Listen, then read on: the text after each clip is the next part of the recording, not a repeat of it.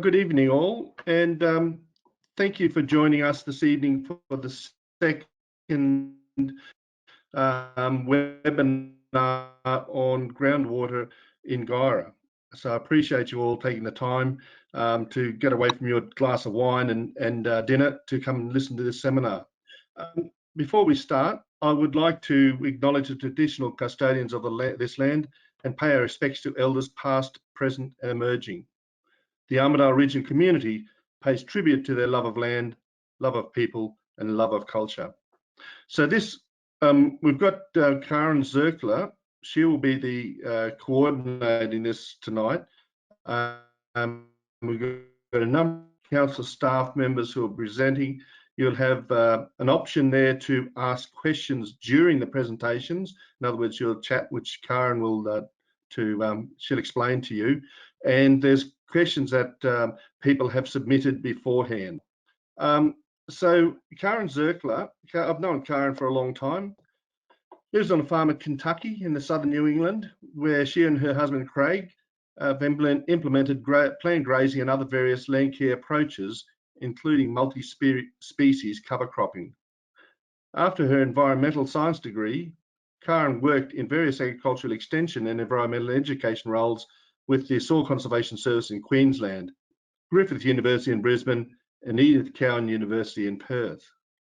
She began her work as a land care coordinator with Southern New England Land Care in 1998 and is currently the executive officer, having also spent several years volunteering on their board of directors. Karen is a skilled group facilitator and also consults in the design, editing, and publishing of natural resource management publications. So I'll hand it across to Karen. Please be respectful tonight. This is there's quite a few people who have logged on, and there's a lot of information to be gained from it that you will find beneficial. So thank you very much for coming again, and I'll hand it across to Karen. Well, good evening, everybody. Welcome, and thank you very much, Simon, for the introduction. We're going to kick off tonight just with a few bits of background. First of all, just really quickly, Southern New England Land Care, we look after a range of land care and interest-based groups, ranging from Nowandock in the south to Ben Lomond in the north, Ebor in the east, and Kingstown to the west. That's about our range, so it's a fairly big area. And in its heyday, there were about 30 land care groups in that area. Before we begin, I'd just like to make sure that you know how to navigate the webinar features. So I'm just going to share my screen here. And just bear with me 1 second. Just going to get my monitor up. And hopefully you can see that. Here we go. So your microphone should be muted and your camera blocked. We can't see you, but hopefully you can see us or the person who's speaking. The webinar is being recorded. Now, I'd like to suggest that you use the chat feature, which is part of your control panel on your screen. You can use that chat feature to contact us organisers or to let us know of any problems or concerns that you have. However, in that same control panel, there is a questions feature, and that's the feature that you need to use if you would like to ask a question during the webinar tonight. So please don't use the chat to ask your questions, because I won't really be getting a chance to monitor the chat. Others are doing that. So just to show you a bit more detail on that question panel, if you're using a desktop computer, you will see a control panel like this one here on the left. And what you're looking for, follow the arrow, you're looking for the questions panel. You may have to press that little arrow to get it to drop down. and that's where you type your questions down there. Excuse me. If you are using Instant Join Viewer, you'll see it slightly differently, and you should be able to see a question mark. If you click on that, I believe that will open up and give you a space to enter your question. So we're going to be having a Q&A session tonight. I'm just going to stop sharing my screen again now.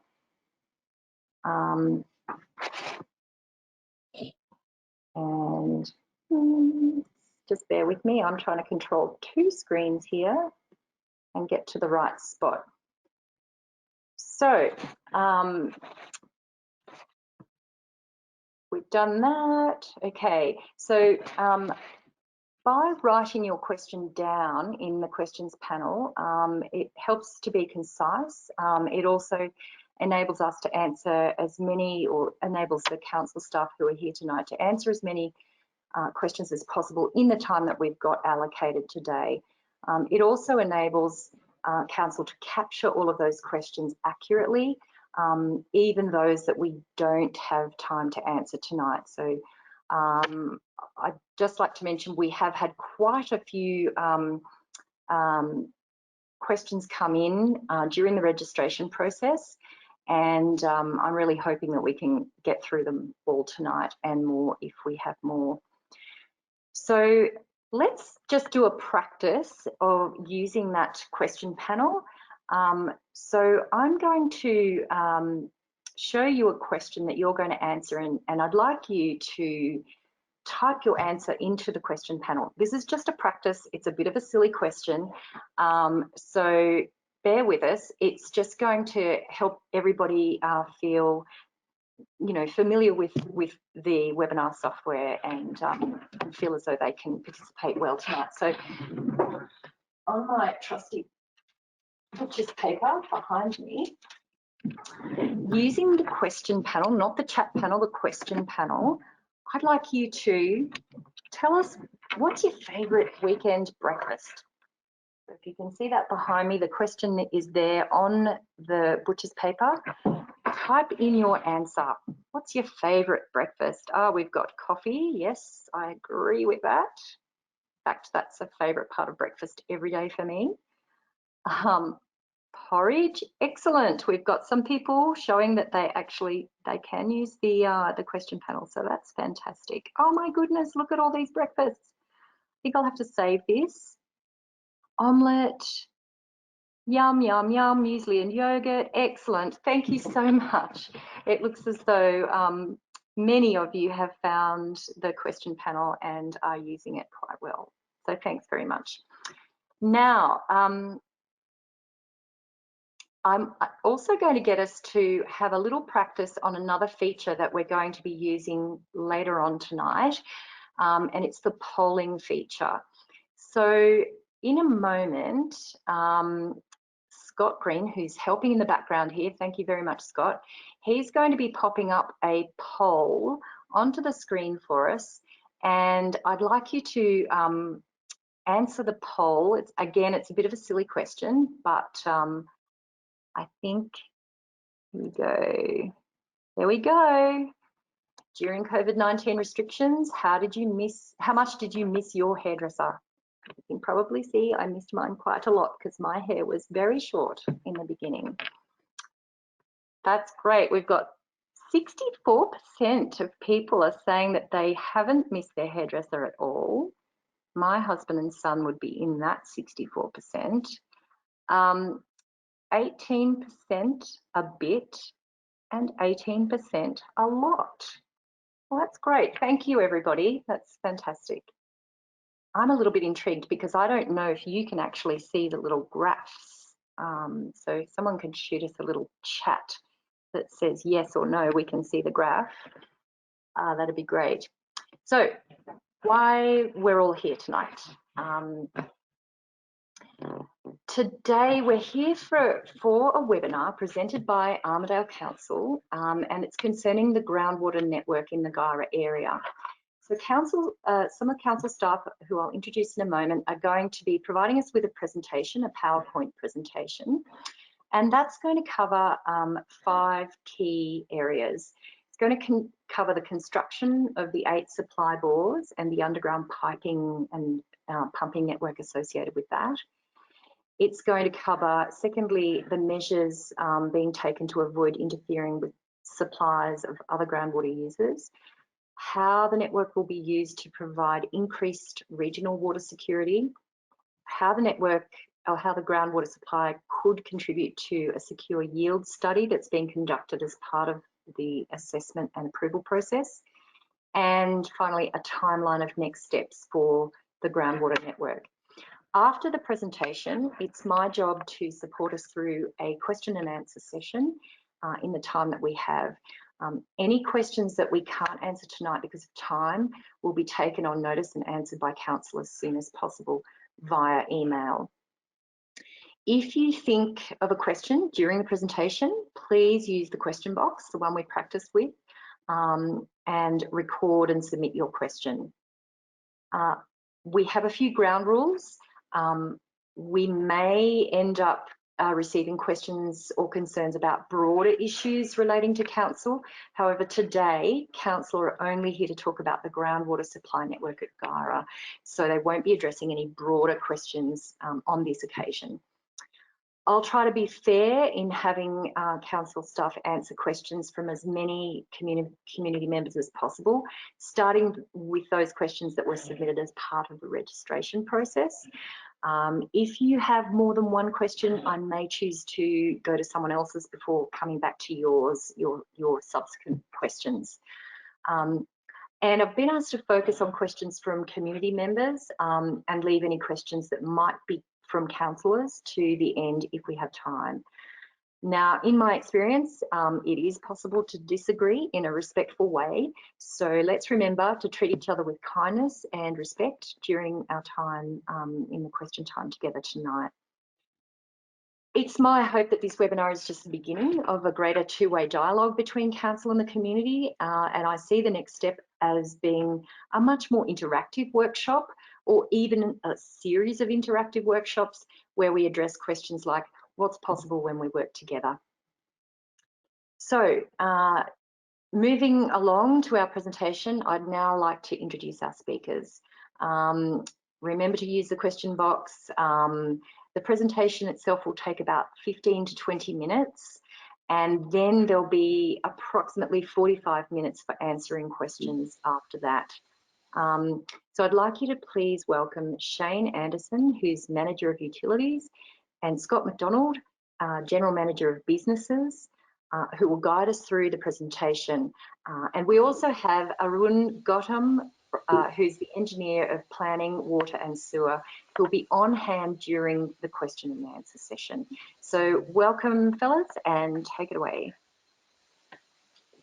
Thank you, Karen, and thank you, Simon, for the introduction to tonight's webinar, and thank you to everybody that has registered and submitted questions. I'll kick off tonight with slide 1, which is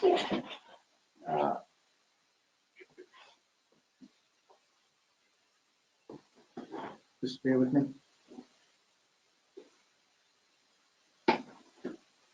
So slide 1 is talks about dam storage levels since January 2019, and there's a graph on the side there that gives you some indication of the current storage levels in Malpas and Guyra dams.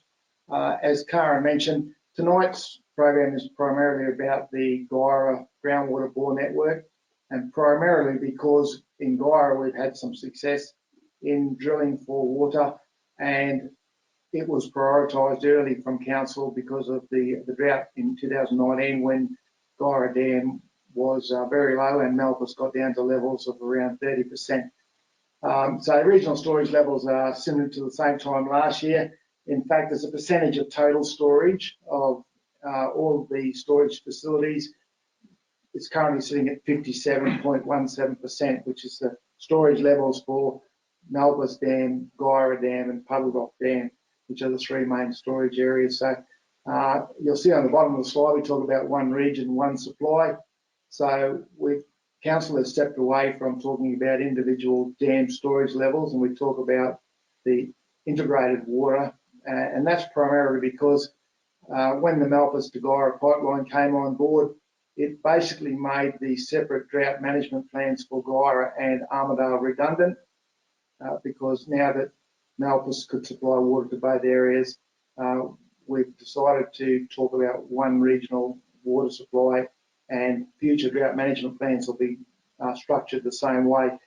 But currently, Malpas Dam is sitting at 48% of the total capacity of storage in the area, and that leaves Puddle at 5% and Guyra Dam at about 3% of the total volume of storage in the area.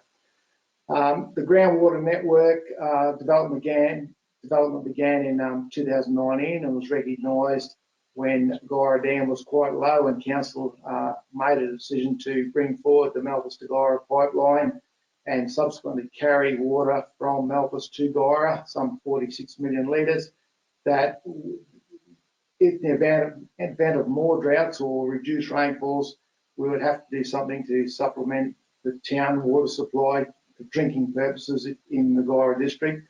One of the areas identified for that was to source groundwater, and Council engaged the services of a hydrologist. Interestingly, that whilst the Guyra Dam is currently full, current water usage in Guyra without rainfall would see that facility back to the empty or dead water levels by about October this year. So hence the reason we're moving forward with trying to find other sources of water. And that other source gives us more diversity and security, which is what we're focusing on primarily for residential use. As the slide indicates there in the dot points, Council is prioritising water for the daily use rather than industry use. As a utility, our job is to supply water to all of our customers, but we recognise that by finding water security through the groundwater network, we can supply water security for town water use. It was never envisaged that this would be sustained industry if there gets a long-term drought again. So the Guyra District has sustained about a 40% reduction in water use since we went on to level 5 water restrictions across the LGA on the 1st of October last year, and Armidale has done a similar good service in their water saving.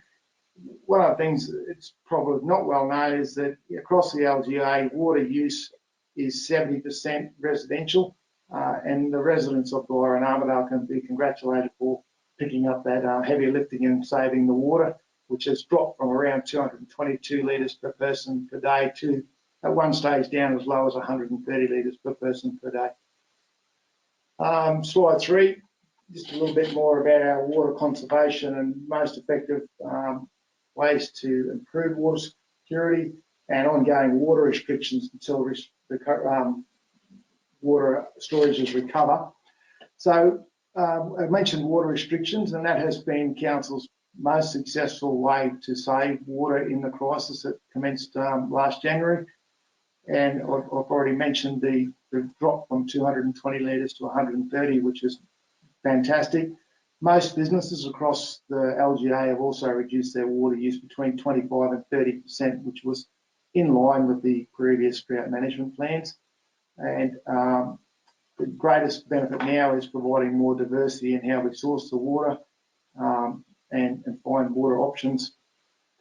As a response to the record low dam inflows, you can see from this slide that was put together by Arun for us, it shows you the Guyra annual rainfall in a period from about 1886 to now. And interestingly, 100 years ago, 1919, was our next, if you like, worst rainfall. But the rainfall in 2019 was 40% less than that. But way back 100 years ago, we had pretty low rainfall, but 2019 was actually 40% lower again. So the whole purpose of the groundwater network is to provide that buffer so that if we do continue in the current conditions and the BOM outlook, which Council relies on for its water forecasting, is slightly above average for the rest of the year. However, that's not money in the bank or rain in the dam at this stage. So Council is pressing ahead with the bore network so that, similar to the Malpas to Guyra pipeline that they constructed early and finished in October, it was still too late to stop the carrying of 46 million litres of water up the range.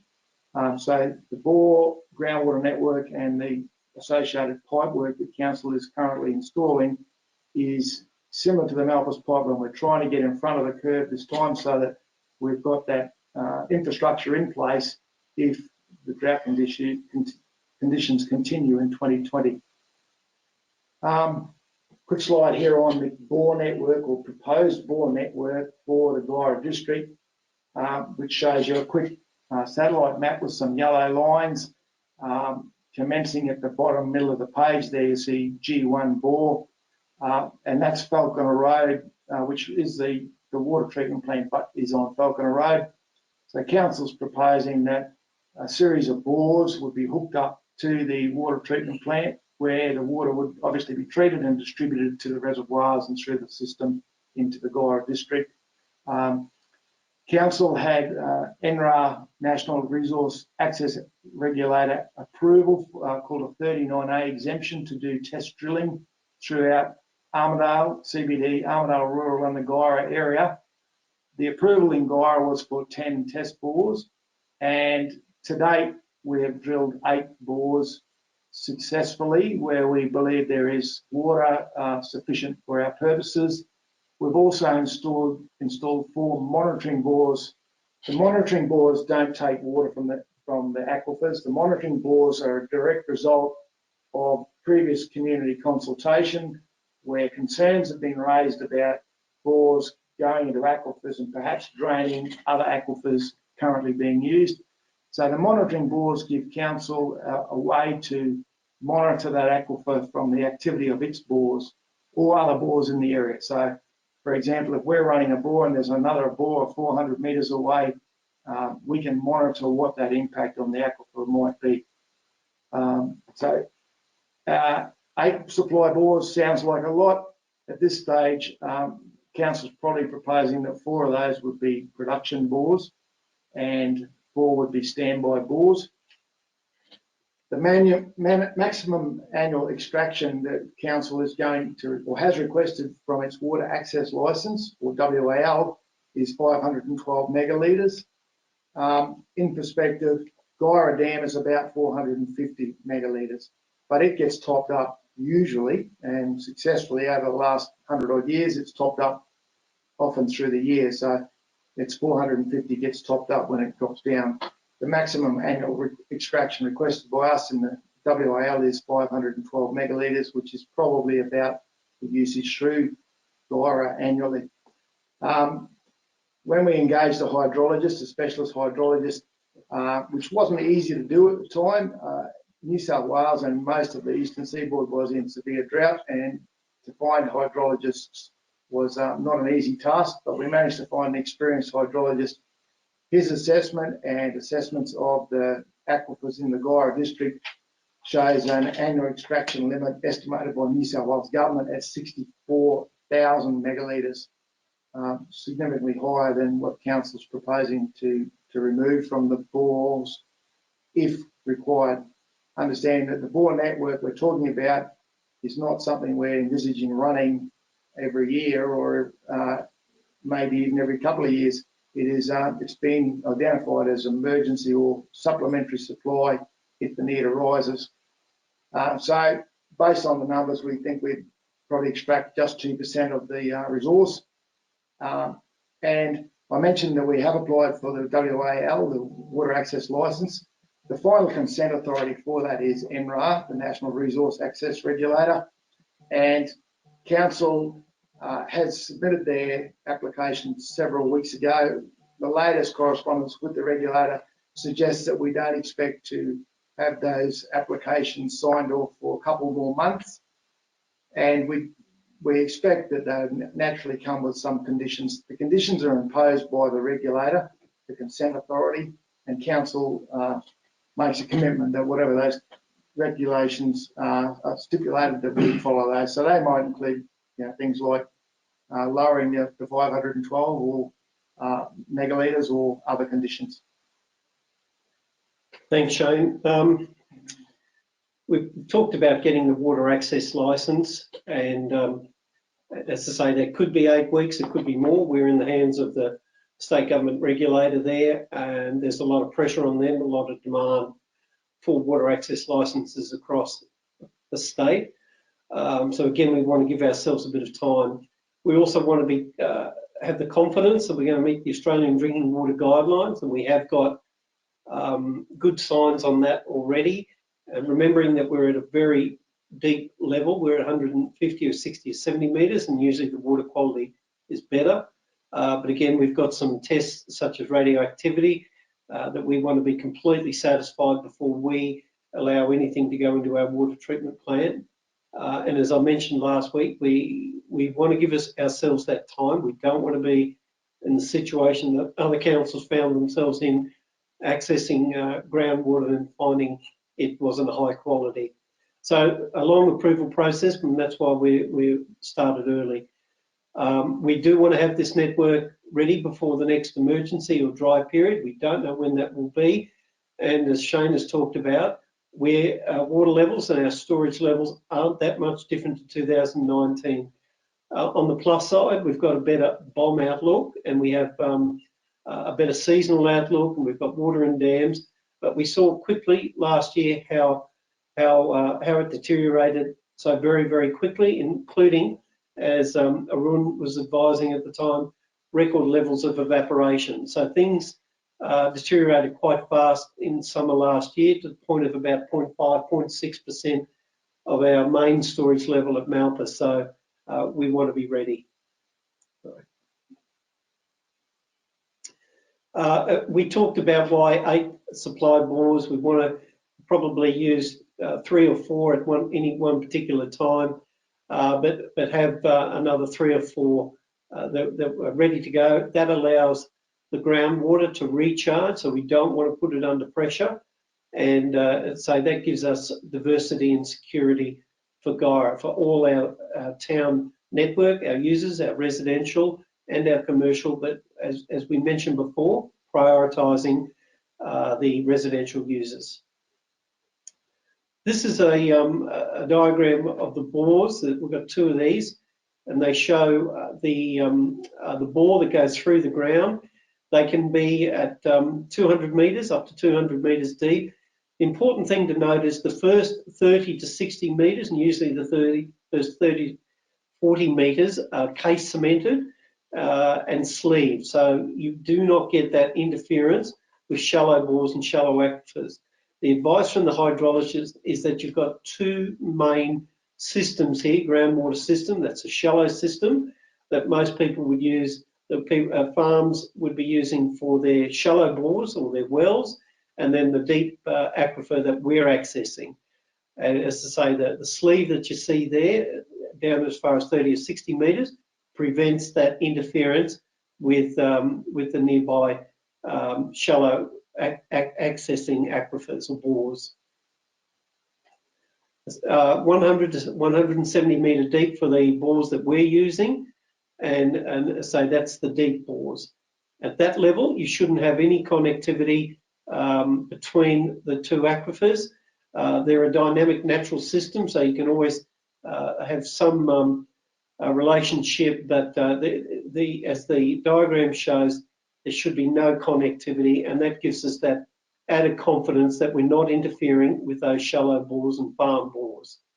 And at those depths, at 150 to 170 metres, you're more likely to get the good quality water, which is what our early reports are showing.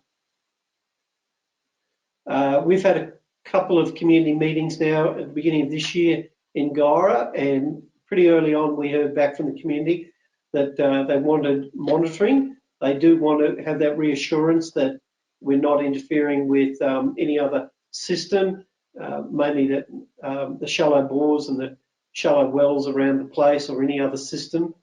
And therefore, we request our hydrologist to give us advice on a location of some monitoring bores that we can then demonstrate to the community that we're not interfering with any other activities. And they will be reported to the community. There is nothing to report now, of course, because there's no extraction at the moment. But when that extraction starts, it's our intention to regularly report. We'll get the baseline data, and that will show us the evidence of any groundwater extraction and any effect that we might have on the rest of the groundwater in the region. We believe this will help us with the Natural Resource Access Regulator in getting our water access licence, that we can provide that evidence and provide that data that we're monitoring, and we're using our water sustainably and not interfering with shallow networks. As Shane was talking about before, this had its genesis in the emergency approval under 39A, and we're developing it up now as a permanent system that will supplement Guyra's water supply if we get that water access licence. Now, because we're networked, we're integrated with Armidale, if we have to draw down water from the groundwater, it will help both the Guyra and Armidale potable networks, because of course you'll be taking less water off the Malpas Dam. And we saw towards the end of 2019, the beginning of 2020, when those storage levels at Malpas dropped below 35%, our system really struggled. Our pumping system, our piping system from Guyra, treating the water was difficult, water quality fell off, and therefore if we can delay that by using this supplement groundwater system, that helps everybody. We talked about the length of time. That was an initial indication from NRA a couple of weeks ago, but look, we won't be surprised if that takes a little bit longer. We still aim to have the network connected and finish the civil works finished by the end of June or the beginning of July, and we also have to have that water quality assurance as well about that time as well.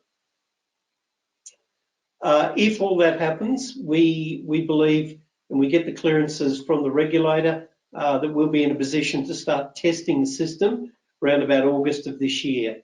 That's not that far away, and that will include the bore monitoring.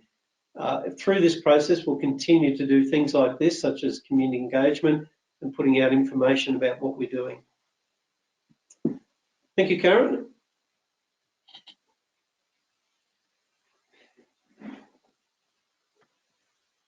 Thank you very much, Shane and Scott. I was just about to send you a little 5-minute warning, but you've beaten me to it. Now you've caught me a bit off guard and I can't find my mouse on my screen. There it is.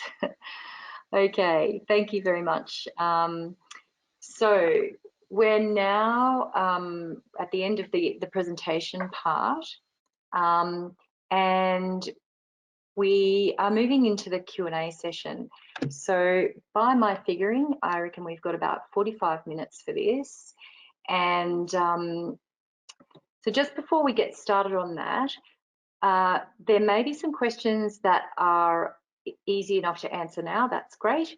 There may be some questions that are quite difficult to answer now or in this kind of space that we're in online. So if that's the case, council staff are going to take those questions on notice and endeavour to answer them within the next week to 2 weeks.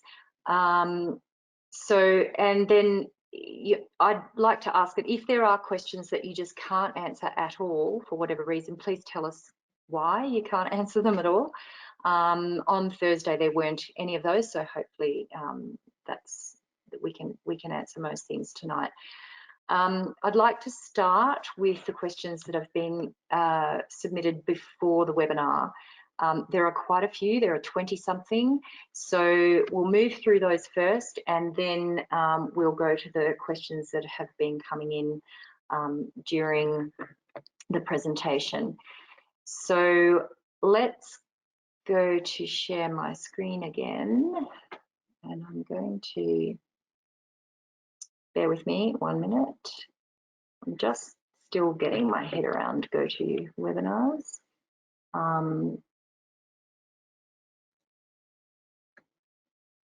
Show screen. If you are seeing my screen now, and shift that out of the way and get, okay. Great. So as I said, first of all, the questions that were submitted during the registration. So our first question tonight is, please provide information on the number and location of the bores drilled by Armidale Regional Council in the past 12 months. How much water has been extracted from them to date, and how much is likely to be extracted in the next 6 months if the Bureau of Meteorology forecasts are correct? Now, I realise you've already partly answered this, but perhaps you'd just like to address the last part of that, Phyllis?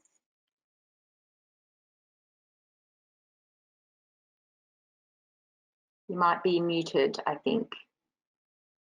Just unmute yourselves.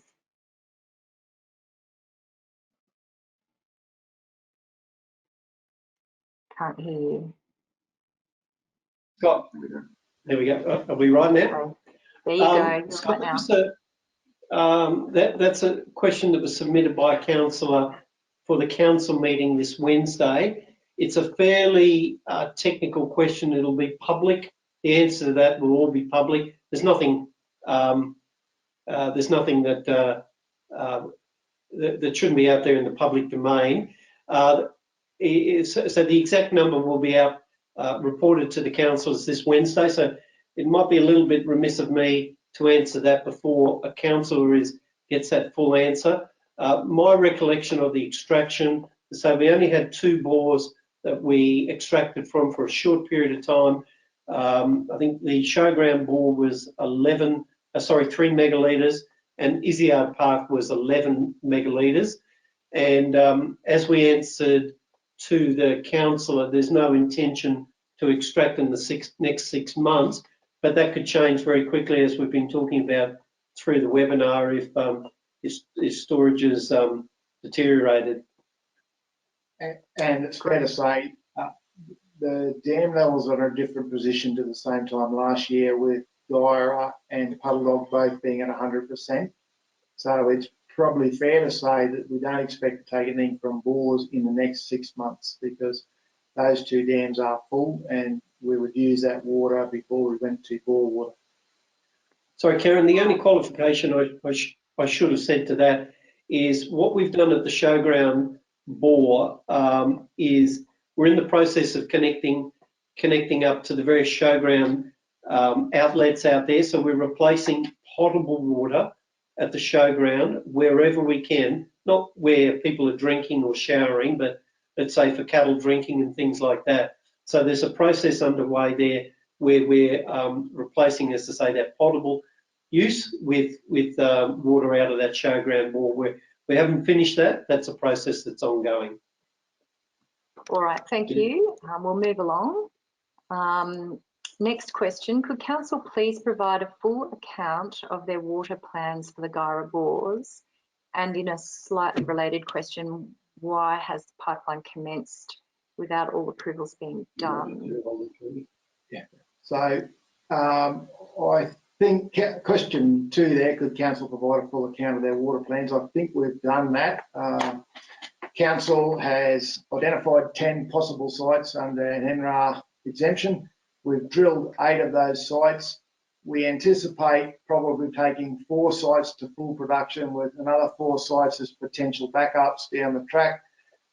The 4 sites that we have identified would be placed under some sort of monitoring and SCADA or telemetry system that ensures that they don't run 24 hours a day when required. They only run as per the guidelines set out in the NRA WAL application. We don't envisage taking water from the bores unless we're in a situation where Guyra Dam is empty and Malpas Dam is probably less than 33%, 35%, in that range. We wouldn't take any more out of the bores than is per the licence, 512 megalitres per annum. and we've started the process around the pipeline, which Scott's going to talk about. The pipeline, as I say, has commenced, and that work started probably 3 months or so ago now. Council is within its authority to develop that network and do that civil works, and that's what you're seeing underway now in Guyra, and will be finished in a couple of months' time or so. We have been in close consultation with the state government about what we're doing. We talked to DPIE Water. They're aware of what we're doing and why we're doing it.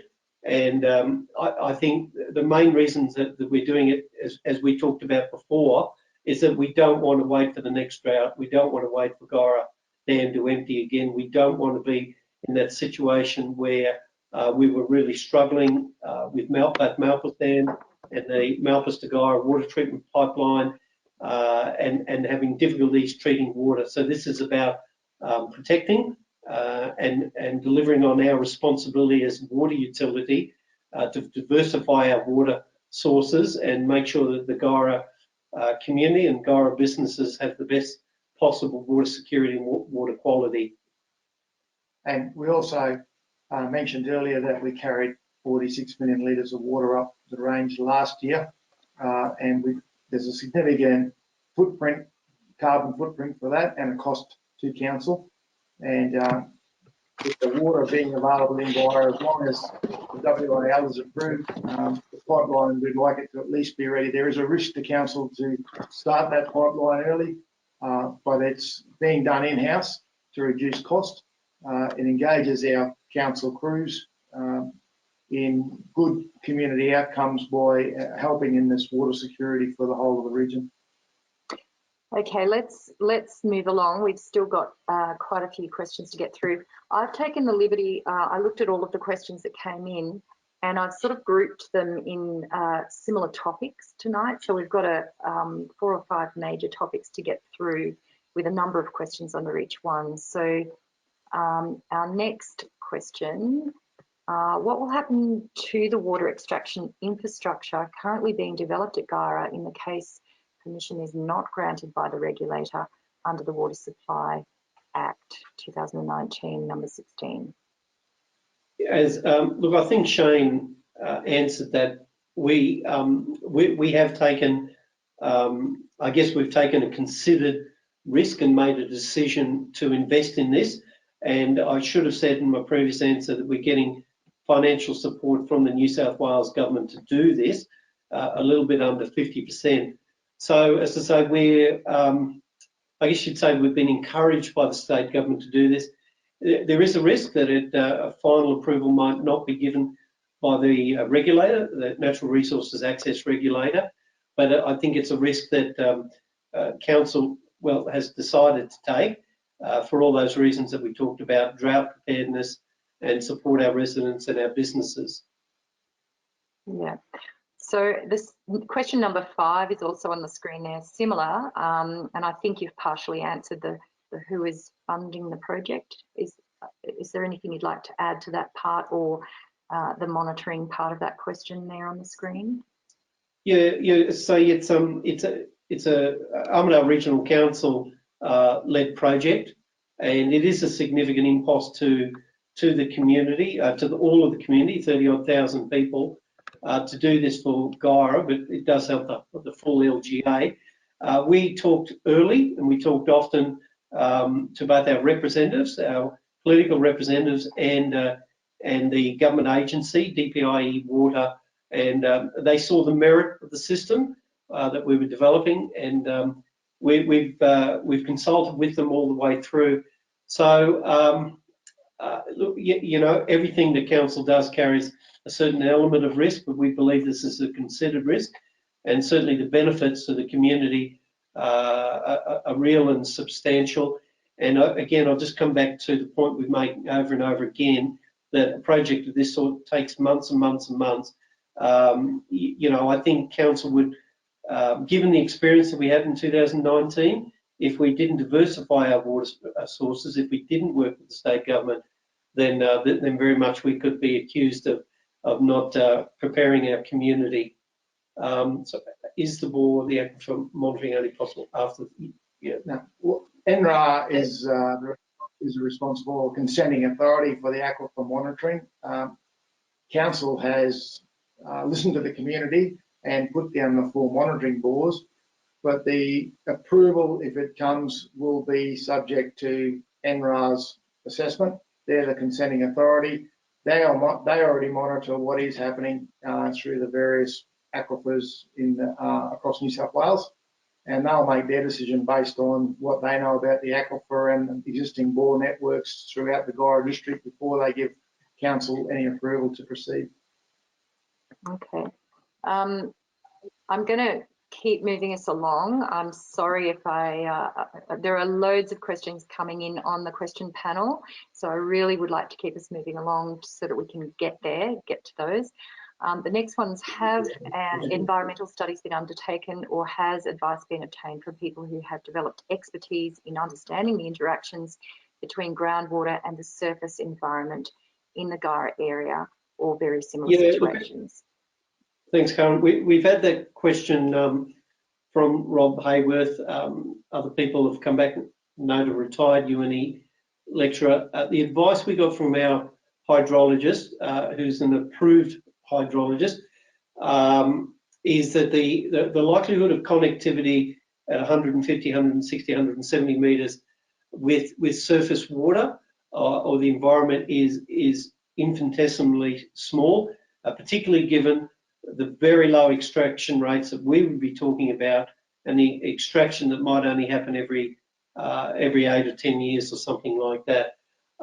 So yeah, look, we took advice, and again, we worked closely with the DPIEW about the sustainability of what we were doing, and we got the advice that the amount of water we're extracting from the deep aquifer that we're extracting from is that the interactions from groundwater with either shallow aquifers or the environment was very, very low.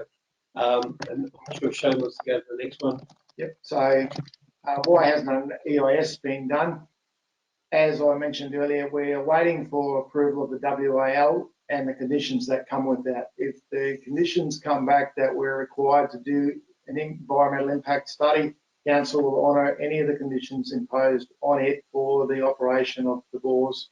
But at this stage, all drilling is test drilling only at this stage. It's all classified as test drilling until September this year under the 39A exemption from the regulator. So at this stage, there is no requirements for an EIS or other studies. Can I just, again, probably just reinforce that point while we added the slide from the last session. The impacts that people are seeing on their farm dams and their shallow bores are overwhelmingly from that record 130-year low record rainfall that we experienced in 2019. So if you're seeing an impact on the environment, or as I say, the shallow systems that farmers might be drawing from, your first point of call that any environmentalist, any hydrologist will point you to is that record low rainfall, the record low inflow into whatever a particular landholder might be trying to capture. Okay, and I lost concentration for a moment. I'm sorry, but you have addressed the why hasn't the environmental impact study been done? Okay. Next question. I understand that each council has an integrated water cycle management strategy and the related strategic business plan. Were these reviewed in response to the drought and critical water situation, and have the environmental and social performance of the groundwater supply network and any alternative proposals been assessed and weighted as part of the review process? Okay, so Council had a integrated water cycle management strategy initiated in 2016, 18. It wasn't quite finished and signed off on. And when the impacts of the drought really were noticeable, Council has approached the DPIE what's the best way for us to address our water security. And the advice from the DPIE was to go down the path of a brand new integrated water cycle management strategy and secure yield model. Those two bodies of work are currently underway, as is a Malpas Dam options assessment, which is currently underway as well. All form part of the same thing to advise council what our water security should look like for the next 30 odd years and how we might get to that water security. So in relation to the previous water cycle management plans, they come with their own drought management plans. As I mentioned right at the start, we had separate drought management plans. Those drought management plans were not strictly followed at the time of the drought. We had some good leadership in council that recognised we were already in trouble with the drought, and the decision was made early to go to various stages of water restrictions across the LGA, which helped us, if you like, save water. As I mentioned, around the 220 litres down to 130, and the social performance of the groundwater supply network and any alternative proposals. They all form part of the IWCM and secure yield model. So when they do the IWCM and secure yield model, integrated water cycle management, so it talks about your rainwater, your storages, your sewage or your wastewater, if you like, and where that all sits in the water cycle management.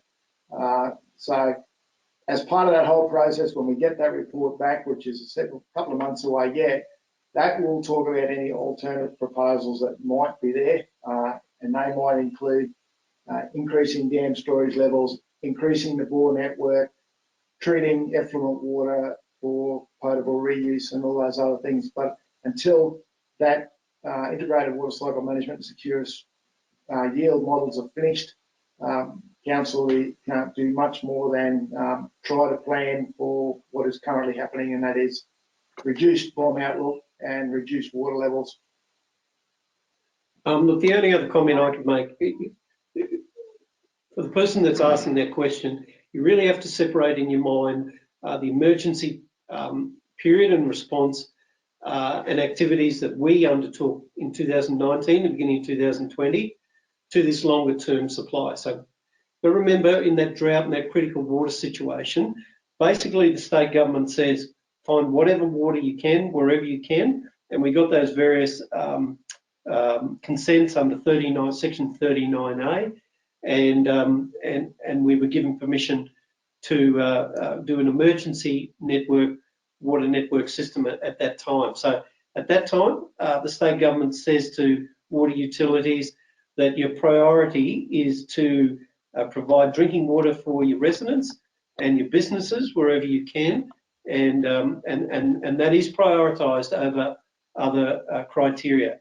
Now we have moved on past that, and we're now going for permanent water access licences, and so we consider the other aspects, but really need to separate that in your mind, the conditions and the experiences and the responses that we did in 2019 compared to what we're doing now.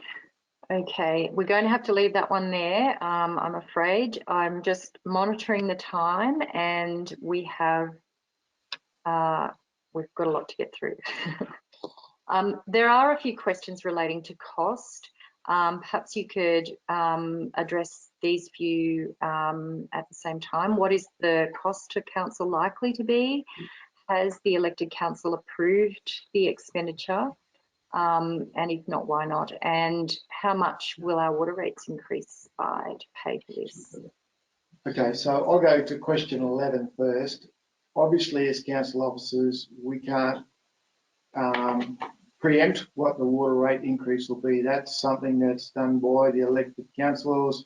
They'll endorse the recommendations of council officers, and that will go to community consultation as part of the due process. So this is not the forum for us to talk about what might happen to water rates. Unfortunately, we're not authorised to do that. Question 10, has the elected council approved the above expenditure? And if not, why not? It's an operational cost and it has been endorsed by the New South Wales government in relation to subsidising some of the costs. So the answer is there that it has been approved via the process for us to, as council officers, to undertake that work. And what is the cost to council likely to be? The program's not finished. We're still in test mode in Armidale especially, and we've still got quite a bit of work to do in the Guyra District. And then we've got to submit our application for reimbursement of the money that the New South Wales government has allocated to the project. So happy to answer that question when all the numbers are in, but right now this is not the forum either to do that, because whilst we have correspondence from the government advising of a certain amount of reimbursement, there's some technicalities and hoops to jump through before we can submit that reimbursement invoice. Okay, let's move to the next question. So a couple of questions relating to other water users. Does council have any information about private bores in the area, and who regulates those? That's a fairly straightforward answer, that one. But what consultation have you had with primary producers regarding impacts on farm water supplies, which are critical to local agriculture? And what technical information have you obtained about the impacts on farm dams and bores from this local network? Yeah. On the first one, number 12, that's again a question that a councillor has put to council that is due to be answered on Wednesday at the ordinary council meeting. But just for the benefit of the community, we're not the regulator. Any private bores are under the domain of Water New South Wales, and they provide the consent. In terms of number 13, I say we've had discussion about that. We act on the advice of our hydrologist, and we act on the regulations, and that is to be at a distance from existing bores. So there's some fairly clear criteria there. Sometimes you're allowed exemptions from that, but the most important strategy that we've got here, as we were describing before, was the sleeving, or the to prevent any sort of interaction, particularly with something like a spring, which is basically sitting on the surface. So our bores are extracting from 150, 160, 170 metres. A spring would be 3, 4, 5, 10 metres, or whatever it is. And again, we've got sleeving, and we've got all that geology between those shallow aquifer systems and the system we're drawing from. Okay, thank you. Next one, there's a few questions actually relating to the tomato farm. Is there any formal or informal agreement with Costas in relation to water? And a second question, very similar, what trading agreements regarding water has council organised with Costa Group? What government body allowed this arrangement in the very dry, severe dry, adjacent to an internationally recognised rare nature reserve, Mother of Ducks Lagoon? So, question 14, council has no formal or informal agreements with Costas in relation to water. Council has no formal or informal agreements with any of our customers to provide discounted water rates, and all our customers pay as per the advertised fees and charges on the web pages. And trading agreements regarding water with Costa Group, there is no arrangements with any trading agreements. Some of the water that came out of the Izzyard Park bore that would have been wasted in the testing process, 72-hour test, was given to the Costa Group. But that was done under the 39A exemption testing. And the bore isn't operational for them to take, or them or anyone else, including a council, to take water out of at the moment. So 15, sorry, I'm not sure if 15, no trading agreements. There was a previous agreement with the Guyra Shire Council, Armidale Regional Council, has nothing organised with the Costa Group. We've said this at multiple forums and multiple pieces of literature. What government body allowed this arrangement in a very severe dry adjacent to an internationally recognised mother of ducks? We've talked earlier on about the sleeving that we do and the depth that we go, and we believe there is no connectivity, and we've had no advice from any government body that that's likely to be the case, and you wouldn't expect any difference given the sleeving and given the depth of water that we're drawing from. Okay, thank you. Next one, again, still relating to the tomato farm. Until recently, the third glasshouse development was on hold due to water security concerns. How is this project now going ahead, and is it because the aquifers will be used to prop up the increased water demand if Malthus levels drop below 35%? Well, I might have a go at that. The third glasshouse was finished about 3 years ago. I think they're referring to the fourth glasshouse. That'll be up to that company to decide whether to go ahead or not. And that company is aware that we prioritise residential customers, and we could well do what we've done in the past, and that is cut off water supply to businesses if it comes at the expense, if there's any threat to residential water supply. So most definitely when water supply gets below 35%, it's certainly a lot harder, but this is why we're diversifying our water resource as well. But as previously mentioned, the Bore project is not intended to prop up commercial use if the Malthus Dam drops below 35%. The Bore program is designed to support residential water use only in the event that Malthus Dam drops below 35%. And at that point, Guyra Dam would be well and truly empty. So it's not intended that the Bore network and the 512 megalitres I mentioned right at the start is the maximum that we would anticipate taking out of that, and that's really just to support town use. But the project, any projects in Guyra that were commercial would not be propped up by the Bore network. And Arun has just reminded me that future connections up there with the fourth glasshouse would be just for amenities. So that's the third and fourth. So that's the showers and toilets and whatnot. So that's a relatively small use. We believe council is being very transparent, probably a lot more transparent than previous predecessors. They pay the gazetted rates. There is no backroom deals. We've been very clear about what we can supply, where we can supply, and what price. So look, I wouldn't accept the premise of question 17. Okay, again, moving along, I think this is the last one relating to the tomato farm. When will council receive a full report on the discussions between Costas and Mayor Murray, Councillor Bailey and Manager Scott McDonald held on the 6th of March 2020, Melbourne, particularly regard to the amount and costings of water to be supplied by council to Guyra intensive horticulture? Again, I think that's another council law question that has been put up by a councillor, and the answer is very clear. No discussion about costings, and I'll repeat that any costings will be gazetted.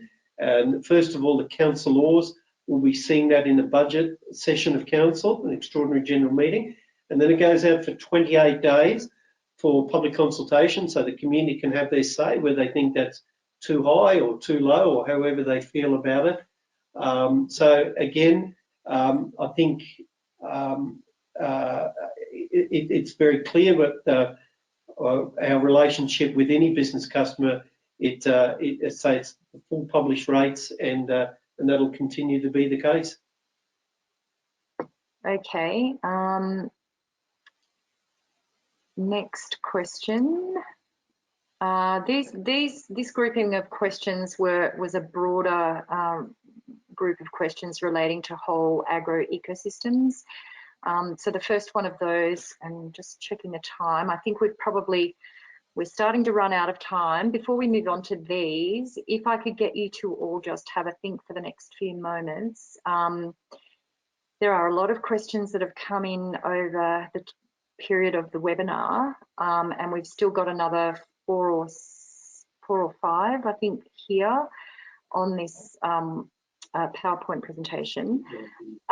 If people are keen to let the webinar extend for an extra 10 minutes or 15 minutes beyond 7:30, please let us know in the chat box, not the question box, but the chat box. Or if you'd prefer it to end at 7:30, just say 7:30. I'm thinking we may be able to go for an extra 10 or 15 minutes if people are agreeable to that. Anyway, moving along.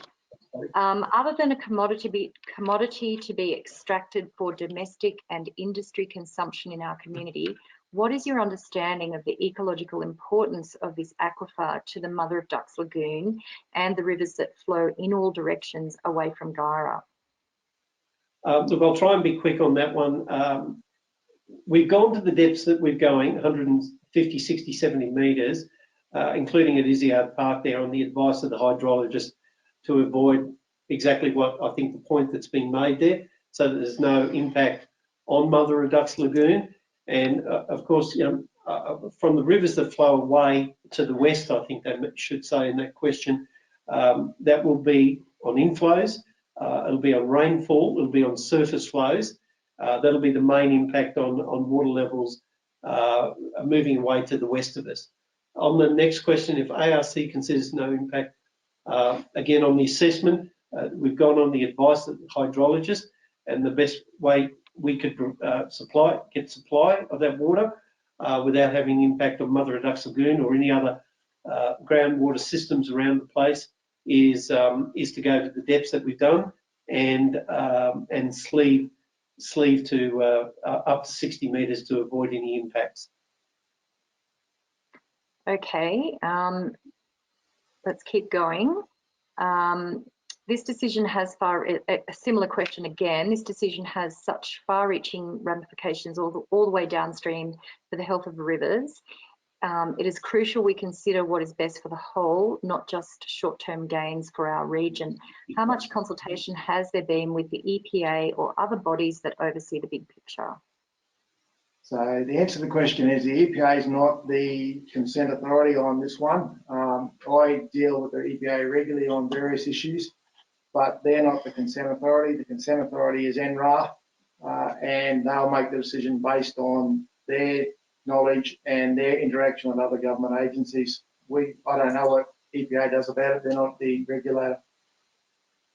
And the next question. Yep. Who will monitor? So the monitoring of the bores, where council's prepared to put that information up on its various web pages. The NRA will obviously monitor it because they will give us a license for a certain amount. And as I mentioned, we've applied for 512 megalitres. That may be more or less, or won't be more, but it could be less. And we'll be required to provide that information to NRA as part of our returns, annual returns to the regulator. And that information will be placed on our web pages for everyone to see. And just go back to those earlier slides when you get a chance to have a look. The NRA determined the resource, the maximum extraction, the sustainable extraction, and what's already been licensed. And if you recall on that earlier slide, we're proposing to take less than 2% of what's available there, or not allocated. And again, we would only do that in a drought situation, so that might be every 7 years or so. Okay. There is a risk that in aiming to increase our region's water security through extracting more underground water, this storage will be depleted, resulting in a decrease in long-term water security. What additional evidence is needed in order for the council to fully assess the level of extraction from all the bores in the region that can be sustained in order to avoid long-term depletion to the existing above ground features such as Mother of Ducks Lagoon and other springs in the area? Look, again, I'd like to think we covered that.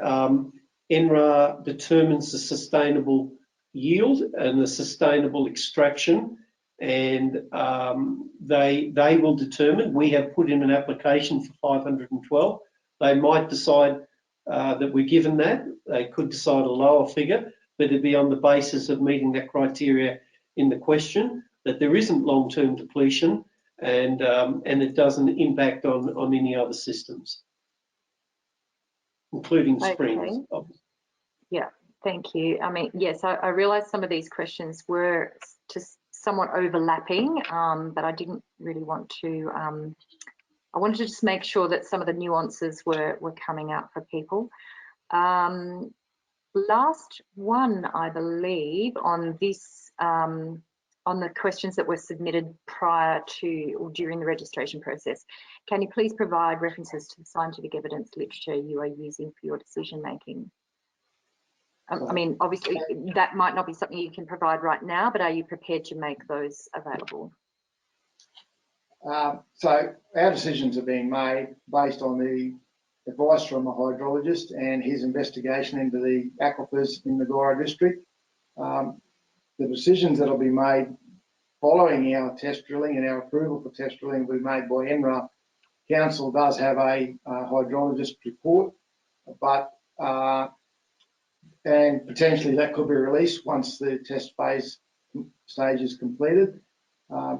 There's probably I can't see any reason to release that document yet. We're still in the testing phase, and as I mentioned earlier, we've got 10 bores identified in the Guyra District. Not all of those are going to be developed.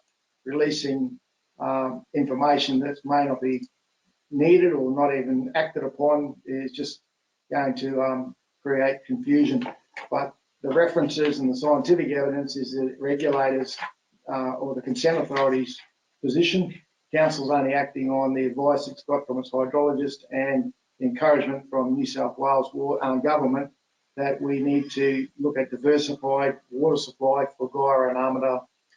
And just quickly, if people have got time, go onto the DPIEW website and go to groundwater, and that gives you a lot of information on things such as the long-term maximum extraction, what's already been licensed, and sustainable yields, and describes the groundwater. So that's, I guess, that's the background to the resource and the literature we might use in that particular case. But as Shane talked about, we will always defer and rely on what the regulator provides for us. Okay, look, we are at the point right now with 10 minutes to go where we were going to be. I'm just going to stop sharing my screen. We're at the point where we were going to be sort of starting to wrap up and look at next steps and that sort of thing. I haven't got any comments coming through in the chat regarding extending us out for an extra 10 to 15 minutes. So with that in mind, I think we might perhaps... Can I just ask, sorry, how many questions have you got come in late? How many extras? Well, they're not late. They're just questions that have come in during the webinar. How do I get a count on those? It doesn't give me a count, but there's an awful lot. There may be some repetition in there. Shane said he's quite happy to stay on for a little bit longer, and I'm quite happy. I'm sure Arun. It's up to you, but okay. I have got a couple of, I have got a couple of comments. That's all. Yeah. So I've got a couple of comments that have come through, not on the chat so much, but in the questions section, saying good to extend. There is no chat button, only a question button. Okay, good to know. Thank you. And yeah, so some people are happy to extend. Can I suggest that we go until 7:30, which is only another 10 minutes. We're not going to get through all of them, but just pick out some key questions from those that have come in during the webinar. Sounds reasonable. And then we will start the wrap up. Now, for those of you who, just so that people know what's happening. In the last few minutes of the webinar, I'm going to be putting up a couple of poll questions to help us understand, you know, where would the community like us to go next with some of this. So with some of this dialogue. So if you can stay to answer those, that would be really, really valuable. But if you can't, then yeah, I'm sorry that we've had to extend on you. It's just a huge amount of interest in this, obviously. So you guys, the participants can't see the questions that are rolling in, I don't think. So there's the first one here is a really quick one. Could the slideshow go up on the Armidale Council website, please? Yes, possible? yes. Great. Yeah. Got the answer to that one. Guyra Dams looks like it's at 100%. Is that correct? I think that's something Yes. I did hear. Yes.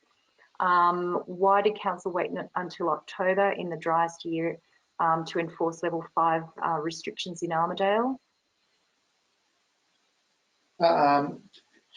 Level 5 was the next step, so they had a process of initiating water restrictions, and whilst I mentioned earlier that the drought management plan was not strictly followed, by the time we got to October, we could obviously see that the bomb outlook was pretty bad. Dam levels, we had a pretty good handle on what they were dropping per week, and so the decision was made to implement level 5 across the whole of the LGA. At that stage, Guyra was already on level 5, and the decision was made to bring Armidale on board as well to assist in the reduction of water use, which did turn out to be our best asset.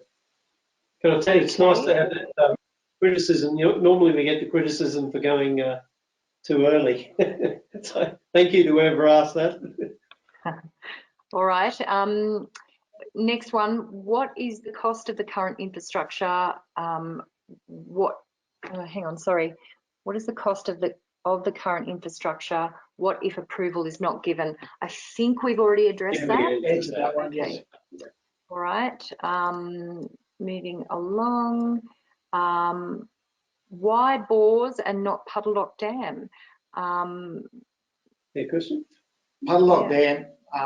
So Puddledock Dam is obviously down the bottom of the range. There would say the Malpas to Guyra pipeline was approximately $12 million. So the pipeline from Puddledock to Malpas Dam, perhaps, or onto Guyra water treatment plant, would be in the vicinity of $28 million, but more so the operating cost to run the pump to take that water up that range to the Guyra Dam or even Malpas Dam, so it could then feed onto Guyra, would be astronomical. As an example, so the community understands, we did an initial look at Copeland Dam as a desktop review into the early in October last year, and to look at a pipeline from Copeland Dam and what that might do. I can tell you that the estimated electricity cost for pumping alone was $4 million per year just for the pumping cost. So there would be an astronomical cost to firstly get that pipeline in from Puddledock. A lot more regulatory issues to go through. You can't get an exemption to cross boundaries and other people's land for that. The bore network is on council road reserves or disturbed road corridors, and the pumping costs are almost minuscule because it's quite flat running it back to the water treatment plant, and then we've got our usual day-to-day business as usual operating costs to spread that water through the network. I think plus the Puddledock Dam, you know, if by similar drought, it won't provide a similar level of security as the groundwater would. So Arun's point there is well made, because Puddledock is also connected to the Armidale water treatment plant. So it's only a small dam, about 790 megalitres. So that would put added strain on that facility as well for it to, and the pipeline from Puddledock Dam is due for renewal as well. So, and we know there's a fair expenditure on that. Okay, I'm skipping the ones that I think have already been answered, although, mind you, they're all on the record, so all of these questions will be there for answering later if they didn't get answered tonight. Unlike many places that rely on bore water, Guyra is at the top of the range and at the top of the catchment. Logic tells us that the only way to restore water at the top of the catchment is through rainfall permeating into the ground systems. How can it be possible that the deep groundwater will not be depleted by groundwater extraction and not replenished as we move into longer periods of drought? Look, I'll answer that quickly. Again, we're guided by the Natural Resource Regulator and DPIEW, who have a very, I guess, strong framework about what that fold, as they call it, what resources there, what are the maximum annual yield, extraction, and then what is already licensed, so what's available, if you like. And they'll be very clear in their direction to us about what we can and can't do. It will be sustainable. And just to repeat, the figure that we've requested is 512 megalitres per annum. That will be exceptional. That'll be in drought years, and that represents less than 2% of what's unallocated there. So very much guided by the regulators in terms of sustainability. But I take the point, if it doesn't rain, it doesn't matter if it's a surface system, a shallower system or anything else, it won't get replenished. And go back to that earlier graph, in 2019 you had 330 millimetres of rain, and that was the lowest on record, written records, and every system was obviously stressed under those circumstances. Okay, this is related to that and part of a question, a larger question, but I'll take this part out of it.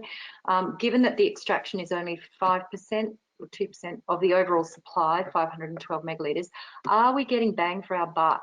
What about the raising of Malpas Dam option? Good question. Good question. So raising a Malpas Dam, I think 99% of the community probably thinks that's the best way to go. And that's why we've gone down the path of the Malpas Dam options assessment. We're down the path of the IWCM, and we're down the path of the secure yield model. The reason they're so important is council officers could easily make a decision to increase Malpas Dam by 2 metres, 4 metres, 6 metres, 8 metres, pick it out of a hat, and the cost would be whatever it's going to be, somewhere between $50 and $100 million. Without that IWCM and secure yield, we run the risk of running the community broke by paying for it, because there would be no endorsement by the Treasury to assist in the paying of that bill to build that dam. It would be just solely a council decision. The local council officer on the day thinks it's a great idea.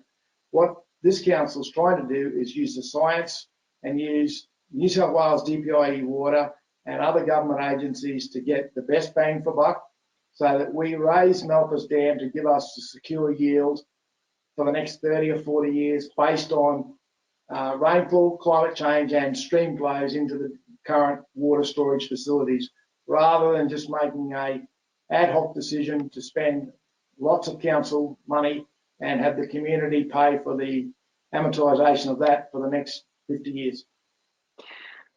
Okay, have you seen a big uptake of rainwater tanks, and how could we improve this if need be? We have seen a big uptake of rainwater tanks. I actually signed the rebate forms for those, and to date we're at about $32,000 worth of rebates across the LGA. I'll remind anybody listening that the rebates cease on the 30th of June. And there is a delay in getting tanks from tank suppliers because of the 2019 early 20 drought. There is a severe shortage of tanks across the whole of the region. So yes, it has been a good uptake from that, and those people have benefited from the rains this year, which is has filled all those tanks several times.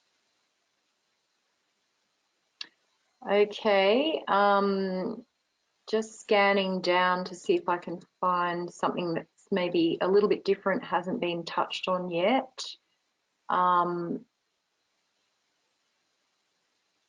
But we're very, very close to having to look. There are just so many questions here.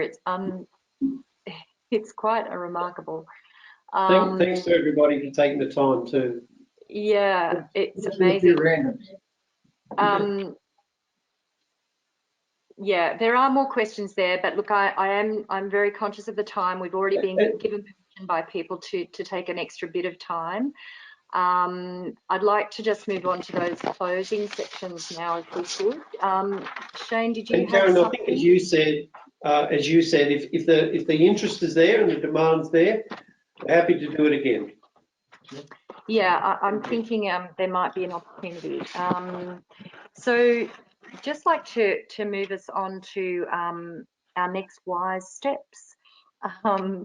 So I really apologise that we haven't been able to answer everybody's questions tonight. It is, as I said, it's quite remarkable how many there are. There is a lot of interest in this. So thank you very much, everybody, for your questions. Thank you for to our presenters for the time and effort that you've put into preparing for this. We've all been on a steep learning curve in the last week or so with our webinar abilities. Council staff are now going to take all of the questions from both webinars, and compile them for some kind of collated, sensible circulation back to the community via email, and they are saying that they're going to endeavour to do that within the next fortnight. They will also be posted, as will the recording of this webinar, posted up onto the Your Say Armidale website, so that you can find the webinar there anytime. I'd say that would be within the next few days, may not be immediate. To help us design the next wise steps, I'd like everybody to provide some feedback, and this is where we're going to use that polling feature that we tested and practiced with before. It's an important step, so please just stay with us for a couple more minutes if you can. And the first question, and I'm hoping, yes, the poll is open. What would be your preferred way to build dialogue between council and the community? A, would it be another webinar like tonight? B, would it be an interactive workshop in a community space somewhere? Or C, would it be an interactive workshop online, which is a bit different to the webinar situation that we've been experiencing tonight. This is less interactive. So option C is asking if you'd like it to be more interactive. So just give you another minute or so for answering that one. So far we've got 14% of people saying they'd like another webinar. Actually, that's going down. People are changing their minds. 33% are saying that an interactive workshop in a community space, and 56% are saying an interactive workshop online. So that's interesting. Thank you. Fantastic. 60% interactive workshop online. Great. Thank you very much. And perhaps we could have, oh, maybe hang on, the numbers are still changing. Yeah, okay, moving on to the next question. In what way was this webinar helpful to you? And with this question, you can tick more than one box. So have a little read through there. You can tick more than one box if you wish. Okay, some great results coming in. It's amazing. I love this technology. We've got 75% of people said it provided me with useful information. 90%, oh, the numbers are not going to add up because it's now gone back to 70. Oh, the numbers are changing. Loads of people are saying that it's improved their understanding of the issues. Somewhat less people, just over half, are saying that it answered some or all of their questions. 3/4 are saying that it improved the level of transparency. And let me just, yeah, I can't see any more results than that, even though there is another. Yeah, okay, so majority of people agree with the majority of those questions. So thank you very much for participating in that. I have a final slide that I'd just like to share with you, and it is coming right up. If I can get my mouse to work, here we go. It's to say thank you very much, and to give you that website, yoursay.armidale.newsouthwales.gov.au, if you would like to review the webinar recording. But just give it a day or so. We do need a little bit of time just to get that up there. I believe one of the council staff members will be doing that for you in the next day or two. So thank you everybody for participating. Thank you very much to the council staff and those councillors who were able to attend tonight.